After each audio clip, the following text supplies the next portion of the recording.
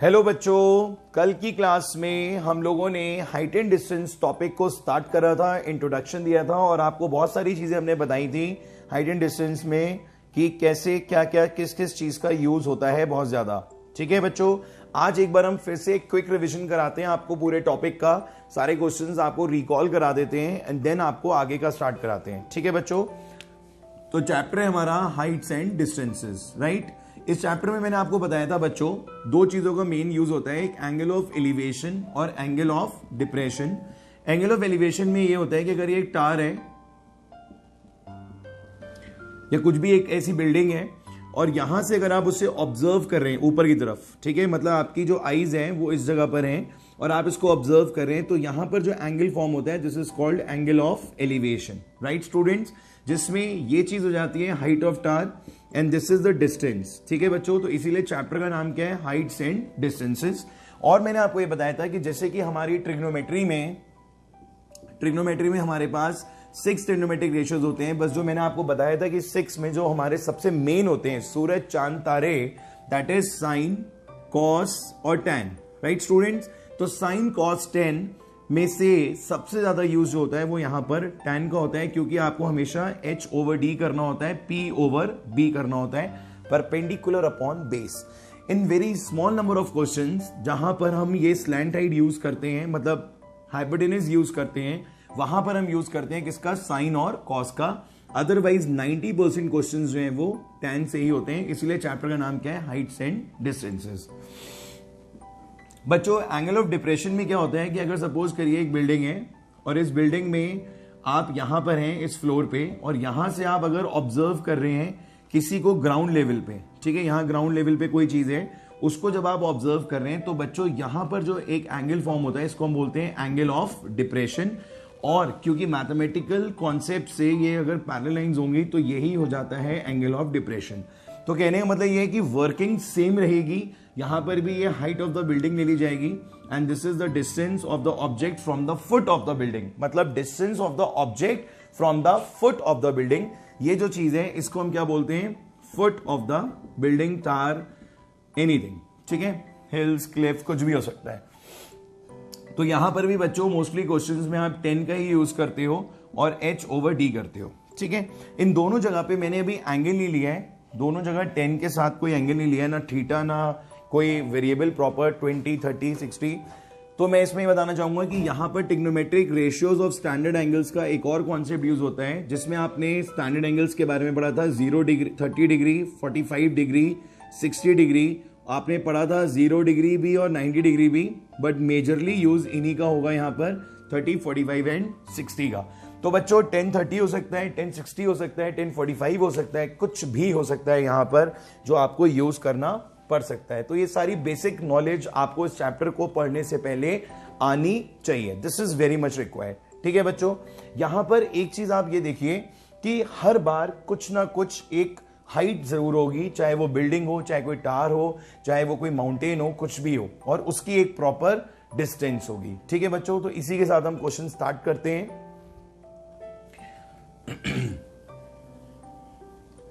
कल हमने जो सबसे पहला क्वेश्चन करा था बेटा आर डी शर्मा का एग्जाम्पल नंबर 1, उसमें हमने ये पढ़ा था कि एक टावर है और उस टावर की जो हाइट दे रखी है दैट इज 100√3 मीटर, ठीक है, और उसकी डिस्टेंस दे रखी है 100 मीटर, और आपको यहां पर एंगल पता लगाना है, एंगल ऑफ एलिवेशन। ठीक है बच्चों, तो बेसिकली ये जो हाइट दे रखी है इसकी, देख रहे हैं आप यहां पे, ये जो हाइट है 100√3 मीटर और ये जो डिस्टेंस है 100 मीटर, यहां पर ये चीज हो जाएगी बच्चों परपेंडिकुलर और ये हो जाएगा बेस।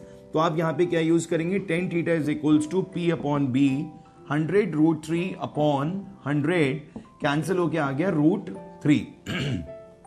बच्चों tan theta is equals to √3, तो 1060 डिग्री हो जाएगा यहां पर, क्योंकि हम सबको मालूम है कि √3 में tan थीटा की कौन सी वैल्यू होती है, 1060 डिग्री। तो थीटा कितना आ गया यहां पर बच्चों, 60 डिग्री आ गया। So this is quite easy.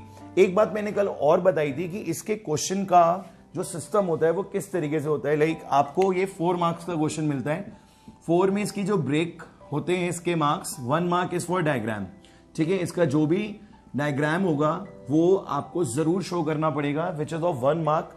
वो डायग्राम हमेशा पेंसिल और स्केल की हेल्प से ही आपको बनाना है। कोई भी बिल्डिंग ऐसी ना हो जो टेढ़ी मेढ़ी आए, ठीक है। तो डायग्राम इज ऑफ 1 मार्क।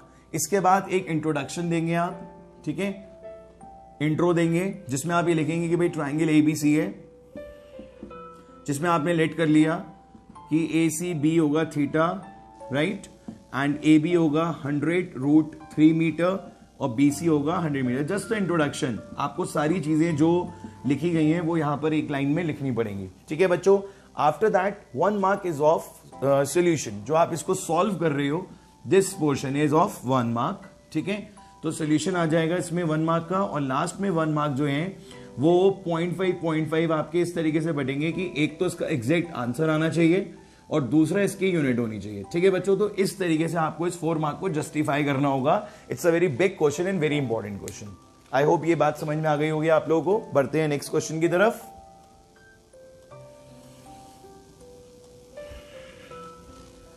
कितनी स्ट्रेंथ हो गई है अभी हमारी क्लास में? हमारी स्ट्रेंथ हो गई है अभी 43 स्टूडेंट्स हो गए हैं। वेल डन, 43 स्टूडेंट्स हो गए हैं। ओके, कल कुछ बच्चे एब्सेंट थे, उनको आज बहुत बेनिफिट मिल रहा होगा, क्योंकि हम सारा टॉपिक फिर से रिकॉल कर रहे हैं, ठीक है बच्चों।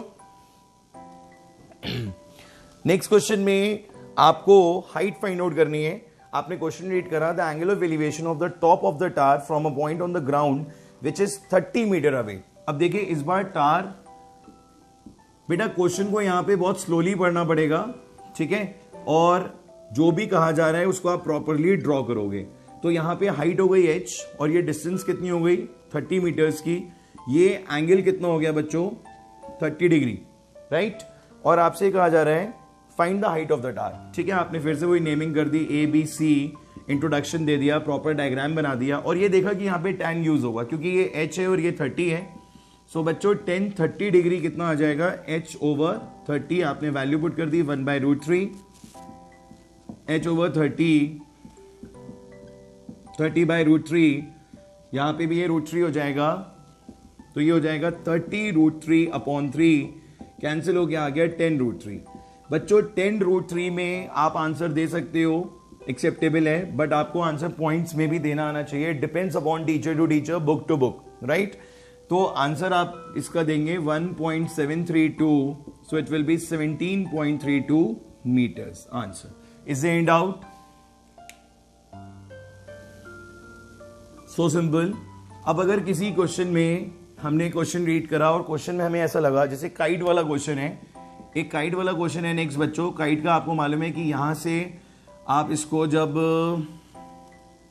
काइट आपने देखा हमेशा कैसे उड़ाई जाती है, इस तरीके से। ऐसे ऐसे काइट कोई नहीं उड़ाता, ये बात ध्यान रखिएगा कि काइट कभी भी इस तरीके से नहीं उड़ाई जाती है, हमेशा इस तरीके से। तो स्ट्रिंग है जो हमेशा कैसे जाता है, स्लैंट जाता है, ठीक है, एक एंगल पे होता है। तो हाइट जो होगी इसकी फ्रॉम ग्राउंड लेवल, ठीक है, हाइट जो होगी बच्चों उसकी ग्राउंड लेवल से, दैट इज 60 मीटर्स। क्वेश्चन में गिवन है कि हाइट कितनी है बच्चों 60 मीटर्स, और इसका एंगल भी हमें दे रखा है, दैट इज ऑल्सो 60 डिग्री। आपको ये बताना है कि लेंथ ऑफ स्ट्रिंग क्या होगी, ठीक है, दिस इज 90, क्वाइट ऑब्वियस, क्योंकि हाइट हमेशा कैसी रहेगी, परपेंडिकुलर। अब बच्चों यहां पर ये कौन हो गया, हाइपोटेनस, और ये कौन हो गया, परपेंडिकुलर। हमें सीधा किसकी याद आई, साइन की। तो हमने क्या यूज करा, sine 60 degree is equals to 60/L। Sine 60 की वैल्यू होती है बच्चों √3/2, क्रॉस मल्टीप्लाई कर दिया, L इज इक्वल्स टू 120/√3, ठीक है बच्चों, ये कैंसिल हो जाएगा। रेशनलाइज जरूर करना है। आप ये देख रहे होगे कि मैंने पिछले क्वेश्चन में भी करा था और इस क्वेश्चन में भी कर रहा हूं। इस प्रोसीजर को बोलते हैं रेशनलाइजेशन, ठीक है बच्चों। तो रेशनलाइजेशन वाला काम आप जरूर करेंगे, इसको बिल्कुल भी छोड़ेंगे नहीं कि बस 120/√3 क्वेश्चन करा आंसर और आगे बढ़ गए, ऐसा नहीं करेंगे आप, इसको रेशनलाइज जरूर करेंगे। तो बच्चों ये हो गया 120√3/3, ये आ गया 40√3 मीटर्स, ठीक है। डेसिमल में आंसर देंगे तो √3 की वैल्यू को मल्टीप्लाई करेंगे किससे, 40 से, और प्रॉपर आंसर देंगे।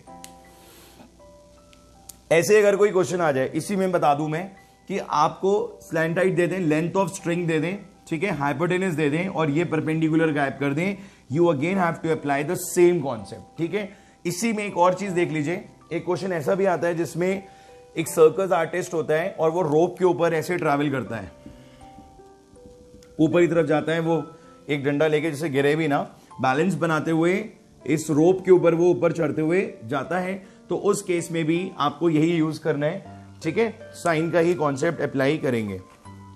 जहां कहीं पर ऐसा हो जाए कि बेस आ जाए, कहीं पे कोई क्वेश्चन ऐसा आ जाए जहां पर बेस आ जाए, तो आप वहां पर कॉस का यूज करेंगे, अदरवाइज साइन, परपेंडिकुलर और हाइपोटेन्यूज के केस में। ठीक है बच्चों, इसके बाद अब एक क्वेश्चन आपको थोड़ा सा डिफरेंट कराते हैं, क्योंकि ये सब बहुत बेसिक क्वेश्चंस थे।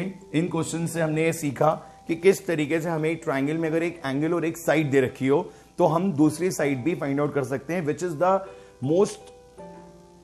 Most important part of trigonometry, जिसके लिए आपने ट्रिग्नोमेट्री पढ़ी है कि एक एंगल और एक साइड से you can find out the other two sides by applying trigonometric ratios with standard angles. ठीक है बच्चों, इस बार ऑब्जर्वर की हाइट दे रखी है। The best part of this question is example number 8 को ध्यान से पढ़िए। एग्जाम्पल नंबर 8 में कहता है कि an observer 1.5 metre tall, an observer 1.5 metre tall is 28.5 metre above.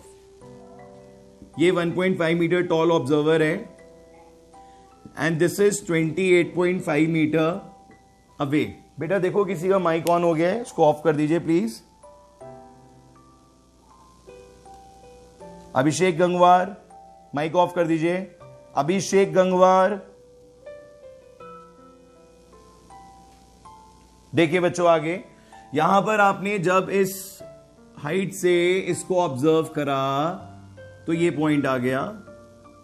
ये एक इमेजिनरी लाइन ड्रॉ करेंगे, यहां पर जो एंगल बन रहा है बच्चों that is 45 degree. It's given कि देखो ऑब्जर्वर अपनी जब हाइट से देखेगा, मतलब आई से देखेगा, तो इसी पॉइंट से देखेगा। ऑब्जर्वर की हाइट दे रखी है 1.5 और ये जो बॉक्स बन गया है बच्चों, ये बिल्कुल रेक्टेंगल की तरह वर्क करता है कि if this is 28.5, this is also 28.5, this is 1.5 and ये क्या है बच्चों, हाइट ऑफ व्हाट, टार। ठीक है, ये हाइट ऑफ टार हो गया। अब बच्चों मैं आपको एक चीज जो यहां पे बताने जा रहा हूं, उसको आप हर जगह हर क्वेश्चन में बहुत अच्छी तरीके से यूज करोगे, यूटिलाइज करोगे एंड तक। वो ये कि अगर हम बात कर रहे हैं इस पर्टिकुलर एंगल 45 की, तो हमें जो हाइट चाहिए वो बिल्कुल ठीक इसके सामने वाली चाहिए।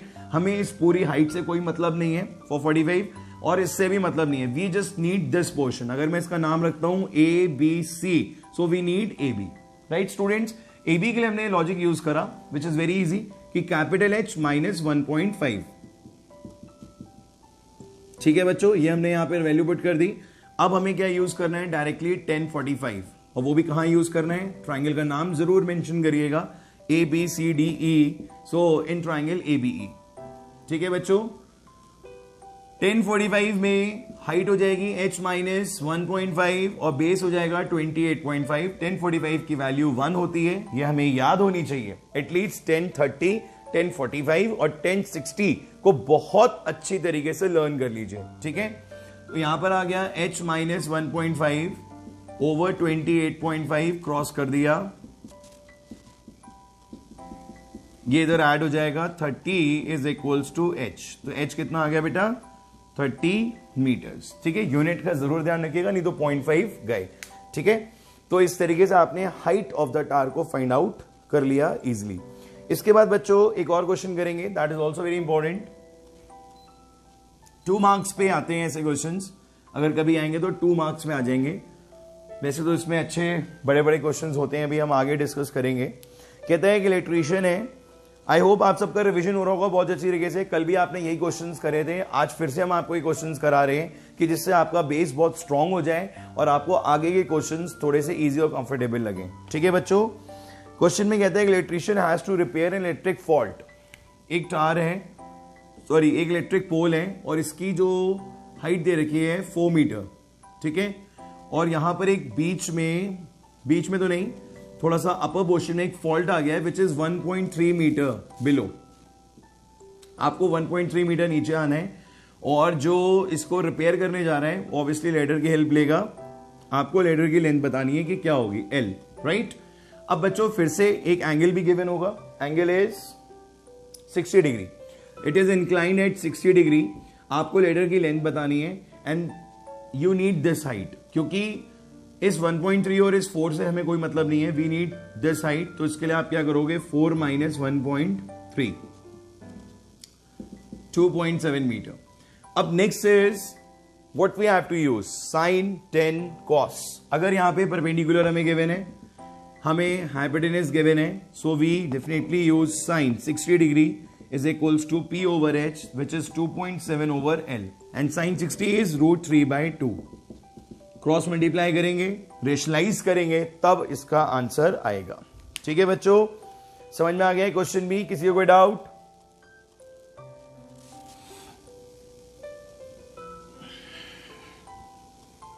आगे देखिए बच्चों, एग्जाम्पल नंबर 10, ये भी कल हमने डिस्कस करा था, बस अब यहीं से आपके मेन क्वेश्चन स्टार्ट हो रहे हैं। एग्जाम्पल नंबर 10 तो बहुत ही ज्यादा अच्छा और इंपॉर्टेंट क्वेश्चन है, एनसीईआरटी का क्वेश्चन है, और इसमें बेस्ट पार्ट क्या है कि अब ये पहला क्वेश्चन ऐसा आ रहा है इस चैप्टर में जिसमें एक ही फिगर में, एक ही डायग्राम में 2 एंगल्स आ जाएंगे। Read the question carefully. From a point on the ground 40 metre above away from the foot. ठीक है, एक हमारे पास ग्राउंड में एक पॉइंट है, 40 मीटर अवे है, किससे? टार से। This is tower, 40 metre away एक पॉइंट है, और ये कहता है कि the angle of elevation of the top of the tower है 60। ये टार है हमारा, इसका एंगल ऑफ एलिवेशन कितना दे रखा है? 30 डिग्री, नॉट 60, इट्स 30। और the angle of elevation of the top of the water tank, इस टार के ऊपर एक वाटर टैंक भी है बच्चों, और वाटर टैंक में जो उसकी डेप्थ होगी वो स्मॉल h हमने यहां लेट कर ली है, और हाइट ऑफ द टार को कैपिटल H लेट कर लिया है, क्योंकि यही इस क्वेश्चन में हमसे पूछा जा रहा है कि क्या होगा। और एक बात कि अगर आप top of the water tank को ऑब्जर्व कर रहे हो ग्राउंड लेवल से, तो एंगल कितना फॉर्म हो रहा है बच्चों? 45 degree. This is 45 degree, right? So now we have to calculate small h as well as capital H। कैपिटल H is the height of the tower and small h is the depth of the tank. Height of the tank नहीं बोलते हैं, depth of the tank बोलते हैं हमेशा, क्योंकि इसमें आपको वाटर फिल करना होता है। बच्चों क्वेश्चन समझ में आया आप लोगों को ये वाला? कोई डाउट तो नहीं? फिगर, डायग्राम सब कुछ क्लियर है कि यहां से एंगल बनेगा 45 डिग्री ऊपर से, और इस टार को देखने के लिए एंगल कितना बनेगा? 30 डिग्री। ठीक है, चलिए स्टार्ट करते हैं 30 से। 30 डिग्री को क्या चाहिए? उसके सामने वाली height, which is capital H over 40, and capital H is 1030 is 1/√3 h upon 40। Cross multiply करेंगे तो h is equals to 40 upon √3 आ जाएगा। ठीक है बच्चों, इसको सॉल्व करेंगे आप, so this is 40 √3 upon 3 is equals to h। और अगर आप 40 √3 upon 3 की वैल्यू चाहते हैं तो दैट इज 23.1 मीटर। इसको अभी सॉल्व कर लीजिए, नहीं तो आगे थोड़ी सी प्रॉब्लम होगी। ये जिस ट्राइंगल में करा था बच्चों, वो मेंशन करना बहुत जरूरी है। आप नेमिंग करेंगे ABCD, तो ये जो प्रोसीजर हुआ है किसमें हुआ है? BCD में। किसमें हुआ है बच्चों? In triangle BCD। Now we are taking triangle ADC। ADC में आप यूज करने जा रहे हो 1045। ठीक है बच्चों, क्या यूज करने वाले हो आप? 1045, क्योंकि इस बार ये वाला एंगल है 45, और इसके सामने की हाइट देखिए जरा एक बार, ये small h, this is capital H, then बच्चों it will be h plus h upon 40। Is any doubt? किसी को कोई कंफ्यूजन कि हमने यहां पर h प्लस h क्यों लिया? मैंने आपको प्रीवियसली 2-3 क्वेश्चंस में ये बात बताई थी कि अगर आपको एंगल 45 है तो आपको 45 के सामने जो भी साइड आ रही है, सॉरी हाइट आ रही है, वो आपको पूरी लेनी पड़ेगी। ठीक है, तो अगर ये पूरा आ रहा है A to C, so this will be small h plus capital H। Is any doubt? This is 1 h plus h upon 40, cross multiply कर देंगे, यहां पर आप इसकी वैल्यू पुट कर देंगे 23.1 and you will get the value of small h। And में properly लिख दीजिएगा बच्चों, ऐसे मत करिए कि ये हो गया आंसर, एक ये हो गया आंसर और ढूंढ लो अपने आप, ऐसा मत करिएगा। एंड में प्रॉपरली लिखिएगा the height of the tar is this and the depth of the tank is this, तो अच्छा इंप्रेशन जाएगा और आपको 100% मार्क्स मिलेंगे। So moving towards the next question. अब आज हम जो क्वेश्चंस करने जा रहे हैं वो बिल्कुल फ्रेश क्वेश्चंस हैं। हमारा जो रिवीजन था कल का वो पूरा कंप्लीट हो चुका है। आज हम नए क्वेश्चंस कराने जा रहे हैं। ठीक है बच्चों, रीड एग्जाम्पल नंबर 11। एग्जाम्पल 11 में बच्चों ये कह रहे हैं a person sitting on the bank of a river observe that the angle subtended bye a tree on the opposite bank is 60 degree. If when he retreats 20 meters from the bank, he find the angle to be 30 degree. देखिए बच्चों, ये tree है बच्चों एक, और यहां पर ये हमारा रिवर है। एक बैंक ये है और एक बैंक ये है, ठीक है, और यहां पे पर्सन है हमारा, ठीक। इसने इसको ऑब्जर्व करा तो एंगल कितना बना बच्चों? 60 डिग्री। कितना बना बच्चों? 60 डिग्री।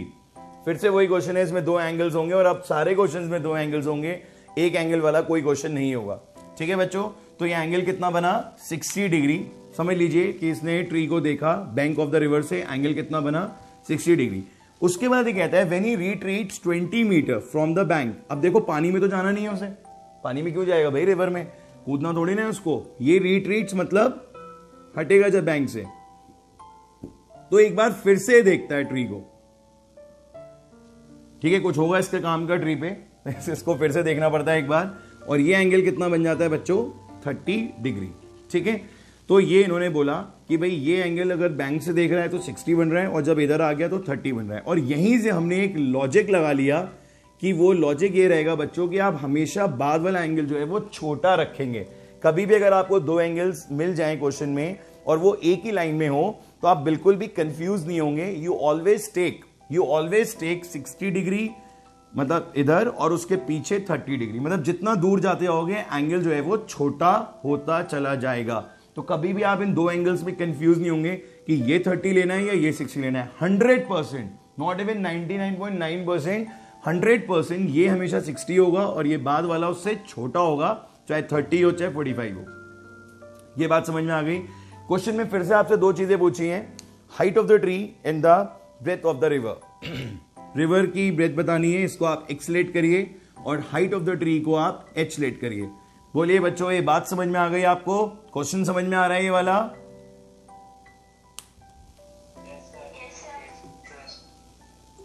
चैप्टर बहुत इंटरेस्टिंग है और हम पूरी कोशिश करेंगे आपको इस चैप्टर को बिल्कुल इंटरेस्टिंग वे में पढ़ाने की। सिर्फ प्रॉब्लम यहां पर एक छोटी सी ये आती है, एक तो डायग्राम ठीक से बन जाए, लैंग्वेज आप पूरी समझ जाएं, उसको प्रॉपरली ड्रॉ कर दें। और ड्रॉ करना भी मैं मानता हूं एक बार कोई इजी काम है। The main thing is calculation में जरा सी भी मिस्टेक नहीं होनी चाहिए। जो क्लास 9 के बेसिक्स यूज हो रहे हैं वो आपको प्रॉपरली यहां पर अप्लाई करने हैं और यूज करने हैं। ऐसा ना हो कि आप उसमें फेल हो जाएं, ठीक है। अभी तो मैं आपकी हेल्प कर रहा हूं, बट मीनवाइल आपको वो प्रैक्टिस करनी है। 1060 भी आ गए बच्चों हम। 1060 इज स्टार्टिंग फ्रॉम 1060। बच्चों आप इंट्रोडक्शन प्रॉपरली दीजिएगा, ट्राइंगल की नेमिंग प्रॉपरली करिएगा। मेरे पास टाइम कम होता है इसीलिए I am doing it directly, but it doesn't mean कि you just adopt the same thing. बोले सर शॉर्ट में कर रहे हैं तो हम भी शॉर्ट में कर देंगे, ऐसा आप मत करिएगा। पेपर में एग्जाम में एक क्वेश्चन आएगा, उसमें जितना लिख सकते हैं अच्छे से उतना अच्छे से लिखिएगा। So in 1060 we have small h upon x, right. तो बच्चों ये कितना हो गया? √3 is equals to h upon x। सारे के सारे स्टूडेंट्स इस समय बोर्ड पे फोकस करें और ये देखें कि सर किस तरीके से कैलकुलेशंस को कर रहे हैं और कहीं पे भी कोई प्रॉब्लम नहीं आ रही है। इस चीज पे सारे बच्चे फोकस करें, बहुत अच्छी तरीके से मैं बोल रहा हूं। आपने इसको जब क्रॉस मल्टीप्लाई करा तो ये हो गया h is equals to x √3 metres, right students. h आया, बट आया इन टर्म्स ऑफ x। अभी हमारे काम का नहीं है, बट ये हमारी हेल्प करेगा इन नेक्स्ट पार्ट। हम बढ़े 1030 की तरफ। 1030 में क्या होगा बच्चों? हाइट तो वही रहेगी h, हाइट तो चेंज नहीं होगी, बट इस बार जो डिस्टेंस है वो कितनी हो जाएगी? बोलो जरा जोर से, डिस्टेंस कितनी? बिल्कुल ठीक बात। ऐसा नहीं है कि हर बात मैं ही आपसे बोलूंगा तभी आपको समझ में आएगी। आप खुद बहुत समझदार हैं, इंटेलिजेंट हैं, चीजों को देखते हैं, ऑब्जर्व करते हैं। मैं ऐसी थोड़ा ना कह रहा हूं कि आप कॉन्सेंट्रेट करो पूरी तरीके से। अगर आप कॉन्सेंट्रेट करोगे you will definitely give the correct answers. So here the distance is 20 plus x, right students? तो h ऊपर आएगा, 20 plus x नीचे आएगा, और दिस विल बी 1/√3। अब बच्चों ये जो ऊपर h आया था उसकी जो वैल्यू आई थी वो यहां पुट हो जाएगी, कितनी, x√3 20 + x, क्रॉस मल्टीप्लाई कर दिया, ये मल्टीप्लाई हो क्या आ गया 3x, x उधर चला गया, 20 = 2x एंड x = 10 मीटर।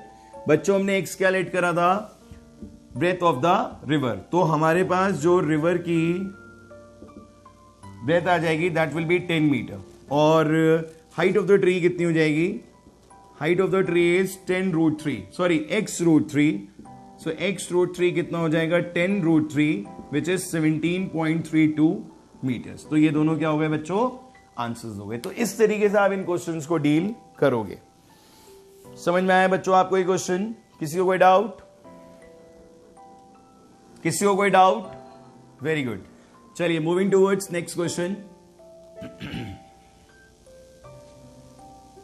कल की क्लास हमारी जो होगी उसमें हम नंबर ऑफ क्वेश्चंस थोड़े और ज्यादा कराएंगे, क्योंकि अब आपको ये चीज समझ में आने लग गई होगी कि यहां पर क्या फंडा यूज हो रहा है। देखिए बच्चों एक ट्री है 12 मीटर हाई, ठीक है, फिर से एक ट्री आ रहा है और ये 12 मीटर हाई है, और इस ट्री में क्या हुआ कि ये ब्रेक होके गिर गया। जब ये गिरा, broken by the wind in such a way that its top touches the ground and makes an angle of 60 degree.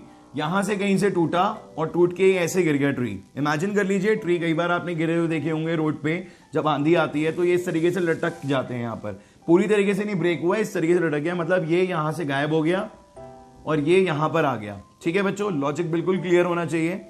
आगे कहता है कि जब ये गिरा तो एंगल बना 60 डिग्री, नो प्रॉब्लम, हमने 60 डिग्री एंगल भी ले लिया है। 12 मीटर्स की हाइट थी, कहता है हाइट बताओ कहां से, from the bottom the tree is broken by the wind. ये हाइट आपसे पूछी जा रही है, मतलब बचे हुए ट्री की हाइट क्या होगी जो रिमेनिंग रह गया है। तो बच्चों अगर ये h है, राइट, तो ये कितना हो जाएगा 12 - h, ठीक है। ये बात फिर से देख लीजिए, अगर ये पूरा 12 है और ये स्मॉल h हमने लेट कर लिया तो ये कितना हो गया 12 - h। और लॉजिकली जो चीज ये होगी वही तो ये होगी सेम, क्योंकि यही तो गिर के नीचे आ गई है। अब बच्चों दिस इज अगेन, जैसे ही ये वाली साइड आ जाए ना आपके माइंड में साइन कॉस आ जाना चाहिए, एंड मेजरली यूज जो है वो साइन का ही होगा, क्योंकि हाइट दे रखी है। तो आपने क्या अप्लाई कर दिया, sine 60 h/12 - h, sine 60 is √3/2 h/12 - h। वैसे मैं छोड़ सकता हूं ये क्वेश्चन यहां पर कि आप अपने आप कर लेना, पर मैं नहीं छोड़ूंगा। क्यों, आप मेरी आदत जानते हो कि जहां पे भी मुझे लगता है कि क्वेश्चन में कोई ट्विस्ट आ सकता है और मेरा स्टूडेंट उसमें स्टक हो सकता है, वो चीज तो मैं आपको जरूर कराता हूं और हमेशा आपको वहां पर फोकस करने को कहता हूं कि ये आपको चीज आज यहां से सीख के जानी है। तो बच्चों मैं आगे बढ़ रहा हूं, स्टेप्स देखिएगा आप, क्रॉस मल्टीप्लाई करेंगे हम, √3 12 - h and 2h, right students, क्या आ गया यहां पे √3 12 - h एंड 2h। इसको हमने ब्रैकेट ओपन करा, 12√3 √3h 2h, h एक साइड करेंगे हम, ये हमें हमेशा ऐसे ही करना होता है कि जो भी हमारे लाइक टर्म्स होते हैं उन्हें एक साइड कर देते हैं। सो 2h प्लस √3h, और फिर हमें यहां पे h कॉमन भी ले लेना चाहिए, 2 + √3, दिस इज 12√3, राइट स्टूडेंट्स। अब ये नीचे आ जाएगा तो ये इस तरीके से होगा, देखिए 12√3 एज इट इज रहेगा, ये नीचे आ जाएगा डिनोमिनेटर में 2 + √3 and this is equals to h। बच्चों क्या ये आंसर दे देंगे आप, बोलिए, बिल्कुल भी नहीं। ये क्या होगा, रेशनलाइज होगा, सीखा है हमने रेशनलाइजेशन होगा यहां पर, क्लास 9th में हमने सीखा था। तो ये हो जाएगा 12√3 अपॉन 2 + √3 और 2 - √3 से हम इसको करेंगे। बच्चों कॉन्जुगेट वाला कॉन्सेप्ट याद आ गया होगा आपको, क्लास 9th में आपने नंबर सिस्टम का जो थर्ड पार्ट था रेशनलाइजेशन, जो हमने आर.डी. शर्मा से करा था, उसमें ऐसे हमने भर के क्वेश्चंस करे थे। 100% क्लियर है मेरे लॉजिक। यहां पर हो जाएगा 12√3 इंटू 2 - √3, नीचे हो जाएगा a + b a - b, तो 2 का स्क्वायर √3 का square, which is luckily 1 because 4 - 3 is 1. So here we have 1. यहां हो गया 12√3 and this is 2 - √3. So this is the answer now. But इसमें भी अभी अगर हम वही चीज करते हैं, लाइक अगर हमें आंसर इसका पॉइंट्स में देना है, क्योंकि देखो बुक में भी इसका आंसर पॉइंट्स में दिया हुआ है आर.डी. शर्मा में, तो आपको इसको प्रॉपरली सॉल्व करना पड़ेगा। यहां पर आप इसको मल्टीप्लाई करोगे 24√3 आएगा, और इधर देखो क्या आएगा बच्चों, ध्यान से देखना, √3 इंटू √3 3 एंड 3 इंटू 12 36। तो प्रॉब्लम सिर्फ ये है कि आपको √3 को 24 से मल्टीप्लाई करना है, आंसर आएगा 2-3 डेसिमल्स तक, उसको 36 से माइनस करना है और फिर यहां पर आंसर लिखना है और यूनिट लगानी है। समझ में आया बच्चों? तो इस क्वेश्चन में ये लॉजिक यूज हुआ है, ठीक है। तो मैं यही आपको बताना चाह रहा था कि कभी कभी टिग्नोमेट्री वाला पोर्शन बहुत ज्यादा नहीं होगा, जिसमें आपको कोई ज्यादा प्रॉब्लम नहीं होगी, बस जरा सा साइन लगाया, काम खत्म। टिग्नोमेट्री तो यही खत्म हो गई, sine 60 is equals to h/12 - h, right. उसके बाद जो चीज शुरू हुई वो तो हमने पहले सीखी है, तो वो भी हमें आनी चाहिए अच्छे से, तभी हम इस टाइप के क्वेश्चंस के आंसर्स प्रॉपर्ली फाइंड आउट कर पाएंगे। आगे बढ़ते हैं बच्चों। ऐसे ही एक और क्वेश्चन आया है ट्री वाला, और इस क्वेश्चन में अब इन्होंने एक ट्विस्ट ये दिया है कि ट्री की हाइट ही नहीं दी है। आप क्वेश्चन रीड करो, एग्जाम्पल नंबर 13 क्वेश्चन। टाइम लगेगा बच्चों हमें इस चैप्टर को भी कंप्लीट करने में, क्योंकि अगर आपने स्कूल में चैप्टर पढ़ा होगा तो आई होप 3 या 4 क्लासेस में इसको खत्म कर दिया होगा, बट मुझे कम से कम इसके लिए 6-7 क्लासेस चाहिए होंगी, क्योंकि मैं कैलकुलेशन भी सिखाऊंगा आपको, डायग्राम भी कॉम्प्लिकेटेड बनाना सिखाऊंगा सारे, and best part is this कि मैं आपको बहुत सारे क्वेश्चंस कराऊंगा। बिल्कुल भी नहीं कि मैं आपको 15-20 क्वेश्चन करा के टॉपिक ओवर कर दूं और आपसे कहूं अपने आप कर लो, ऐसा बिल्कुल भी नहीं होगा। कम से कम मेरा टारगेट है कि मैं आपको 50 क्वेश्चंस कराऊं, ठीक है। तो 50 क्वेश्चंस कराने में मुझे टाइम भी लगेगा। A tree is broken by the wind, the top strikes the ground at an angle of 30 degree and at the distance of 30 metre. देखिए क्वेश्चन आपको इस बार ये दिया हुआ है कि एक ट्री था और ये ब्रेक हो गया कहीं से भी, और ब्रेक होने के बाद जब ग्राउंड पे जाके गिरा तो एंगल कितना बना 30 डिग्री, और डिस्टेंस भी कितनी थी बच्चों 30 मीटर।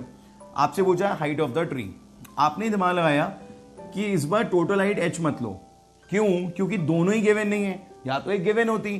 तो आपने क्या करा, इस बार ट्री ऑफ हाइट भी आपने ब्रेक करके ले ली, x और y, मतलब ये इतना x ले लिया, इतना y ले लिया। अगर कोई हाइट पूछ रहा है तो क्या हो जाएगी x + y। बोलो बच्चों कोई डाउट?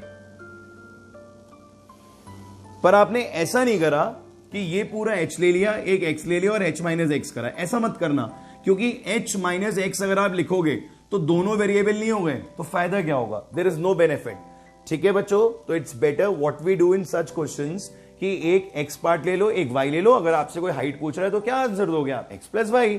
तो अब आपको ये समझ में आ गया कि आपको x भी फाइंड आउट करना है और y भी फाइंड आउट करना है, तभी आप ये क्वेश्चन इजीली कर पाओगे। बोलो बच्चों। अब अगर ये y है तो मैंने आपको बताया था कि यहां जो कुछ भी होगा अगर वो गिरेगा तो ये भी तो y हो जाएगा, राइट। इस बार बेस गिवन है, मैं स्पेशली लिख रहा हूं बेस। समझदार बच्चे समझ गए होंगे कि सर ने यहां बेस क्यों लिखा है, समझ गए नहीं? बोलो, आवाज नहीं आई मेरे पास समझदारों की? क्या क्या यस क्या?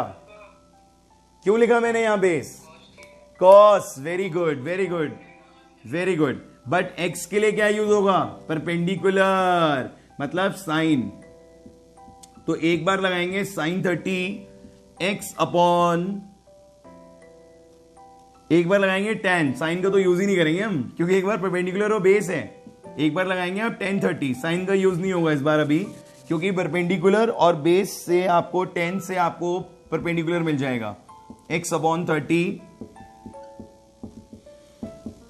1/√3 30/√3, ये वही आ गया आपका 10√3 आ जाएगा, ठीक है। So x we have 10√3 meters, and then we use cos for the value of y. We take cos 30 is equals to base upon hypotenuse, base upon hypotenuse, so 30 over y आ जाएगा, base upon hypotenuse which is 30 over y, and cos 30 is √3/2। फिर से cross multiply करेंगे, 60 upon √3 आ जाएगा। ये आ जाएगा बच्चों आपका 3 से कैंसिल हो गए 20√3, बहुत ही बढ़िया, बिल्कुल परफेक्ट चल रहा है क्वेश्चन। ये 10√3, ये 20√3, तो हाइट ऑफ द ट्री कितनी हो जाएगी? 30√3 मीटर्स। पॉइंट्स में कन्वर्ट कर सकते हैं आप इजीली। बोलिए बच्चों, समझ में आया आप सबको ये क्वेश्चन? पॉइंट्स में ही आंसर दीजिएगा। मैं तो आपको यही सजेस्ट करूंगा कि रूट में आंसर्स देने का कोई लॉजिक नहीं है। ठीक है बच्चों, तो इसी के साथ आपका ये वाला टॉपिक भी हो गया है आज। और हमने बहुत सारे क्वेश्चंस आज करे हैं, प्रीवियसली भी बहुत सारे क्वेश्चंस हमने रिवाइज कर लिए हैं जितने पुराने क्वेश्चंस थे। कल के हमारे अब जो क्वेश्चंस होंगे उसमें लेवल आपका इंक्रीज हो जाएगा एंड जो वो क्वेश्चंस होंगे वो एग्जामिनेशन पॉइंट ऑफ व्यू से ज्यादा इंपॉर्टेंट होंगे। ये जो 2 क्लासेस आपकी हुई हैं उसमें आपको एक प्रॉपर इंट्रोडक्शन मिल गया है और वार्म अप क्लासेस हो गई हैं। आपको समझ में आ गया है कि यहां पे बेसिक नेसेसिटी किस चीज की रहती है। ठीक है बच्चों, यही हमारा टारगेट होता है कि इनिशियली हम क्लास थोड़ी सी आपको डिस्क्रिप्टिव कर दें जिससे आपका बेस स्ट्रांग हो जाए चैप्टर के लिए, तो आगे के जो हैवी क्वेश्चंस होंगे वो आप इजीली हैंडल कर सकोगे। सो बच्चों, कल स्टार्ट करते हैं नया टॉपिक आप लोगों का। तब तक आप लोग इसको रिवाइज कर लीजिए और अगर कहीं पे भी कोई प्रॉब्लम हो तो मेरे से फ्रैंकली डिस्कस करिए। ठीक है बच्चों, वीडियोस को लाइक और शेयर भी करते रहो बेटा, आगे बढ़ाते रहो, बच्चों को फॉरवर्ड करते रहो। जो जो हमसे नहीं पढ़ रहे हैं सबके पास वीडियोस पहुंचनी चाहिए। लाइक शेयर कमेंट सब कुछ करते रहो। ठीक है बच्चों, have a good time, God bless you, bye bye.